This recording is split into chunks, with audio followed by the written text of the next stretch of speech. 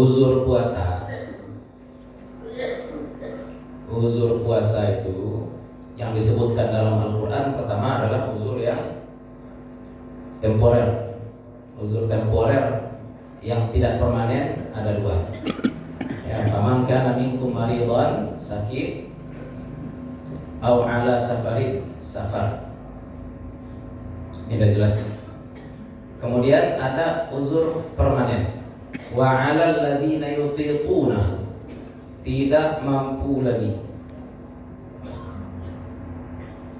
Kalau sakit, orang tidak selamanya sakit. Kalau safar, orang tidak selamanya safar. Boleh jadi di waktu ini mereka sakit, boleh jadi di waktu ini mereka safar, di hari lain tidak. Makanya Allah katakan fa'iddatum min ayamin ukhar, maka hitunglah gantinya di hari yang lain. Hari lain maksudnya apa? Selain dia sakit, selain dia safar. Kewajibannya apa di sini? Allah. Nah, dan ini juga berlaku untuk semua uzur-uzur yang tidak permanen selain sakit dan safar. Apa contoh uzur-uzur lain yang tidak permanen? Contohnya takut sakit. Takut sakit. Orang yang takut sakit boleh tidak berpuasa? Boleh. Misalkan dia merasa fisiknya kuat, bugar, tapi dia konsultasikan ke dokter. Kata dokter, kamu tidak boleh puasa karena usus kamu bermasalah atau lambung kamu bermasalah, kata dokter. Maka dalam kondisi seperti itu, walaupun dia merasa sehat, itu boleh dia tidak berpuasa. Tapi syaratnya konsultasikan dulu dengan dokter. Ada pula orang di kampung saya baru tahu. Saya tahu dia dari kecil. Dah dari ketik awak tahu dana dari ibu. Si bulan puasa tahun ini. Maka puasa tahun ini salam moko salam moko tak puasa. Banyak puasa salam moko. Iyo ketika puasa pucik kan. Isi anak tak pucik kalau puasa. Ketika puasa lame, si anak tak lame kalau puasa. Ya, tidak asal-asal mentang-mentang badan kita jadi lemas kemudian kita tidak berpuasa, bukan itu. Ya, memang ada kesaksian seorang tabib, seorang dokter yang adil, bisa dipercaya bahwa dia dapat mendapatkan mudarat kalau dia berpuasa. Nah, itu baru dia boleh tidak berpuasa. Tapi kalau zahirnya dia sehat-sehat saja, kemudian tidak berpuasa karena alasan yang konyol tadi, sekedar lame saja badan tidak puasa, itu berdosa. Dosa besar. Dosa meninggalkan puasa sama hal dengan dosa meninggalkan zakat, sama hal dengan dosa meninggalkan sholat. Di masa Umar bin Khattab, di masa Abu Bakar As-Siddiq, orang yang tidak bayar zakat itu diperangi. Ya, ibadah puasa juga diperangi orang-orang yang meninggalkan puasa ini. Ya, jadi kalau dalam kitab fikih bukan diperangi ya, dikurung. Ulil amri, kalau ada rakyatnya yang tidak berpuasa maka dikurung. Dan hanya dikasih makan ketika maghrib. Ya, kalau tidak mau puasa. Ya, zaman sekarang ini musibah bagi kita banyak. Apa musibah bagi kita? Orang hati nak kecil tadi belajar fikih tapi moralnya tidak ada. Di mana belajar fikih tapi tidak bermoral itu? Ya, dia mungkin dengar kaji kecil ustaz, orang yang karajo balik kuliah tidak puasa. Orang kerja balik boleh tidak puasa. Memang orang yang kerjanya berat itu boleh tidak berpuasa. Tapi dari pagi dia harus pasang niat puasa dulu. Puasa dulu pagi, makan sahur dulu pagi. Ya. Nanti siang misalkan dia petani, menyapi siang, panen siang. Ya. Capek dia, kemudian takut dia pingsan, dehidrasi, hari yange, badan kang, nanawa awi pulo, wak puasa pulo. Ampia kepingsannya ketika itu saja baru boleh minum. Enggak dari pagi dong. Kau enggak yang kami ambil siang gitu. Dari pagi nyolah minum teh talua. Ya, Pak kau minum teh talua, Pak? Iya. Kau enggak teh talua Ustaz, aku Ustaz. Oh, espresso talua. Iya, double shot. Pak kau double shot kenapa? Iya, boleh kami ambil siang kok. Perlu tenaga ekstra. Kilonya baru sudah habis teh taluanya hujan tadi. Nah, dia jadi menyambi. Nah, jadi nyambi. Pagi harus niat dulu puasa, baik ke sawah dulu, menyambi. Kalau lah lame badan, minumlah. Apa yang boleh? Yang boleh cuma sekadar daruratnya saja. Kalau minum, ayo minum saja. Kena, Allah sudah minum, merokok boleh. Balik karena gua merokok. Awak sibuk zaman kini ya. Awak ingin orang-orang kafir ini menghormati bulan Ramadan. Yang sebenarnya tidak menghormati bulan Ramadan itu orang kafir atau orang Islam sendiri. Ya, jangan menggali siang hari bulan Ramadan. Justru orang Islam sendiri yang merasa bebas, ya, bebas. Aku musibah bagi awak sebenarnya. Ya, pemahaman agama yang tidak menyeluruh. Maka uzur tetap kita katakan. Ada uzur, ada. Tapi ketika uzur itu terjadi, baru boleh kita batalkan puasa. Orang kerja berat, ketika latih bananya, baru boleh batalkan puasa. Orang bersafar, safar dia dulu, baru boleh batalkan puasa. Nyoga berjalan jam 10 siang, ya, kalau bersafar jam 10 siang. Dari pagi, Allah tidak puasa saja. Makan nasi goreng pagi. Nak puasa hari itu, iya ambo ke berjalan. Ka berjalan. Kira jam 9 dapat ke berjalan putih. Nah, jadi berjalan. Nah ini sebab itu membatalkan puasa wajib kerana apa tadi? Tidak ada uzur. Maka kita katakan ada sebab dulu, baru ada akibat. Ada uzur dulu, baru ada rukhsah, baru ada keringanan. Ya, itu yang kita katakan tadi. Jadi fasid. Inilah moral kita dalam beribadah. Nah, sekarang hamil dan menyusui. Hamil dan menyusui, nah ini juga termasuk uzur yang ini yang bertanya ke ibu-ibu kan. Hamil menyusui itu semua ibu-ibu, sampai mati? Enggak ya, berarti itu tidak permanen. Hamil dan menyusui tidak permanen, berarti bahwa hukumnya sama yang sakit. Kewajiban tetap qada. Fidyah apa Ustaz? Nanti kita bahas. Kewajiban awal dulu. Kewajiban awal perempuan hamil dan menyusui adalah qada, ganti di hari yang lain. Di hari dia tidak hamil, di hari dia tidak menyusui. Walaupun bertiri-tiri Ustaz, yuk. Hari ko nyo hamil, tahun ko hamil, tahun besok menyusui. Hamil lo balik, menyusui lo balik. Hamil lo balik, menyusui lo balik sampai 10 anak. Berarti 30 tahun. Ya, sampai ini tutup pabrik. Banyak anak. Coba caranya tetap qada. Ini hukum asal. Tapi ada tapinya. Kondisi perempuan hamil dan menyusui itu tidak cuma satu. Kondisi perempuan hamil dan menyusui tidak cuma satu. Kalau dia khawatir pada dirinya, maka dia sama seperti orang sakit. Kenapa ibu tidak puasa bu? Takut ambo Ustaz. Kalau puasa ambo nanti cilako badan. Ya. Perempuan menyusui, bako ndak puasa ibu, ia takui ambo Ustaz. Kalau ndak makan, ambo ndak minum, ambo ndak keluar ia susu. Kece ulang kalau ia susu kolah bagani sekali bisu ndak keluar leh. Ya. Berarti dia khawatir akan keselamatan dirinya ketika itu, maka perempuan yang seperti ini cukup qada saja. Tapi kalau perempuan itu punya pola pikir, biarlah ambo mati asal anak selamat. Ya, bako ndak puasa ibu ketika hamil. Yo Ustaz, ambo ndak rusuh anak kepada ambo sabananya Ustaz. Kok mati ambo biarlah. Asal anak aku selamat Ustaz. Ko ibu nan sarupo ibu elok atau ibu jahit ko bu?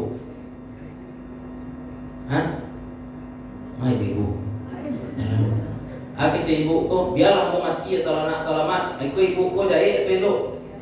Jahit yo. Sepakat yo. Jahit ibu. Bagok jahit. Ditinggalnya anaknya semua di bapaknya. Ya. Anaknya baru lahir, amaknya mati. Jadi anaknya tinggal ya bapaknya para lama. Kok sebentar?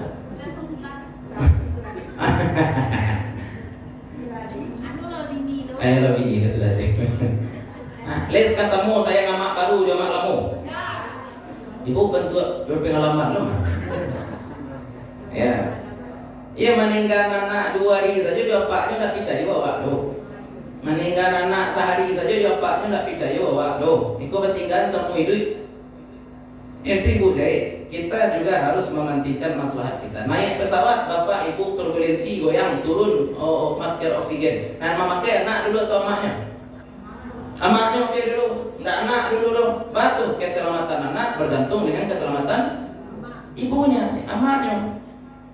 Maka palusinan mangicik mende tadi itu biarlah ambu mati salana salamat itu ado nisbat dosa ya, walaupun tidak berdosa tapi ado nisbat dosa di situ. Maka perempuan seperti ini ditanya kepada Ibnu Umar dan Ibnu Abbas. Ibnu Abbas ditanya tentang perempuan yang hamil menyusui tidak berpuasa karena khawatir pada anak saja, tapi badannya suram biarlah mati. Apa kata Ibnu Umar dan Ibnu Abbas? Wajib atasnya 1 mud setiap hari fidyah. Ya. Maka perempuan hamil menyusui kalau tidak khawatir pada dirinya,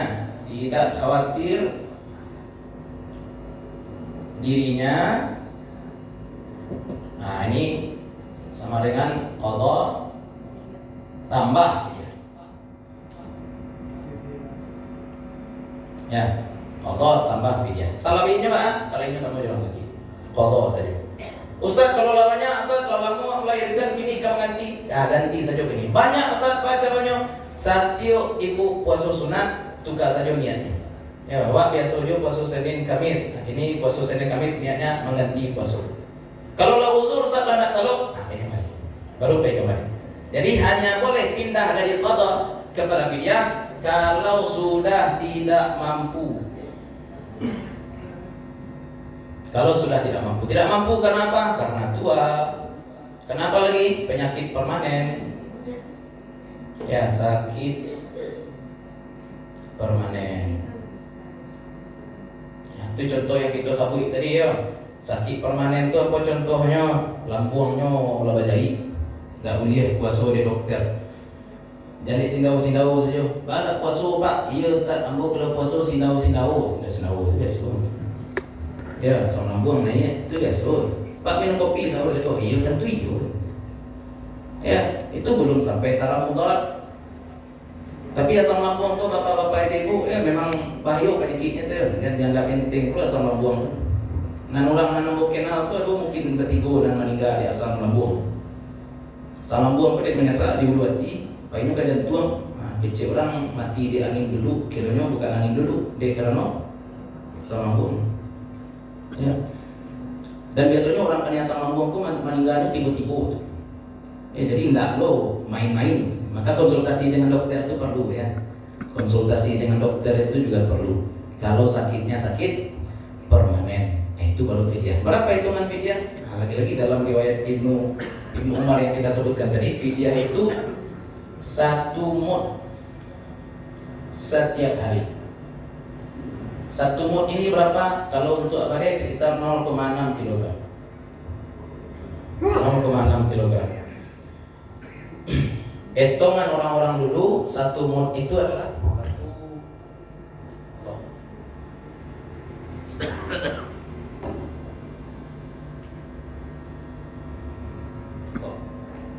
mud itu cik tampung tangan kadang. Ya. 1 mud itu adalah hitungan 1 tampung tangan yang besar. Hitungannya berat tuh 0,6 kg. Sekitar 0,6 kg. Itu namanya 1 mud. Ya, per hari. Kalau ingin kehati-hatian 7 on saja, lebihan sahur. Ya.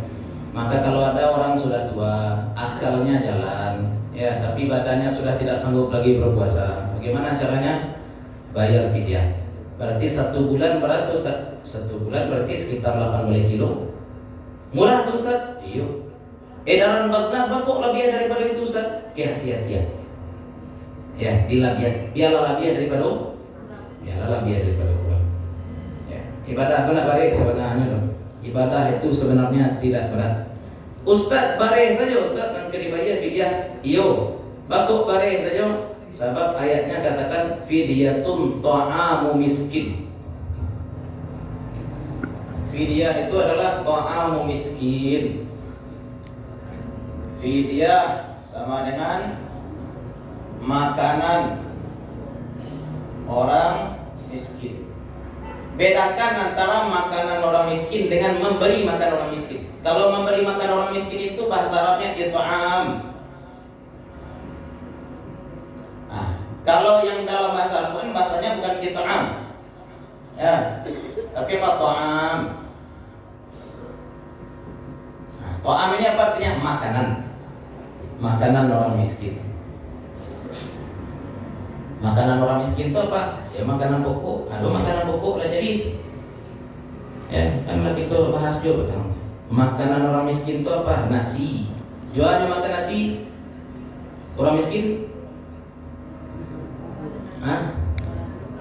Asam orang miskin? Hah? Roiko apa? Hah? Sayur. Ya, jadi ada karena mesti makanan orang miskin namanya tuh. Maka yang kita jadikan standar adalah itu. Yang dijadikan standar oleh Ibnu Umar adalah makanan orang miskin itu apa? Makanan pokoknya saja. Jumlahnya berapa? 1 mud. Jadi makanan orang miskin dulu tuh ya segiko seharinya. 1 mud 1 hari. Namanya orang miskin. Ya, orang fakir, orang miskin, nah itulah makanannya 1 mud per hari. Nah, itu pembahasan qadha fidyah. Oh iya, ada jadi pembahasan orang tua yang sudah pikun itu memang tidak wajib puasa dari awal. Orang tua, kalau ada orang tua akalnya jalan tapi fisiknya tidak kuat, maka wajib dia fidyah. Tapi orang tua yang memang akalnya tidak jalan, tidak bisa membedakan pagi dengan sore, tidak bisa membedakan mana anak, mana cucu lah, ini memang bukan mukallaf. Memang puasa tidak wajib bagi dia. Karena kewajiban puasa ini bagi siapa? Islam, balik dan berakal. Kalau tidak berakal lagi bagaimana? Tidak wajib qadha, tidak wajib fidyah. Karena memang dari awal dia tidak mukallaf. Nah, sekarang tentang zakat fitrah, ya. Zakat fitrah.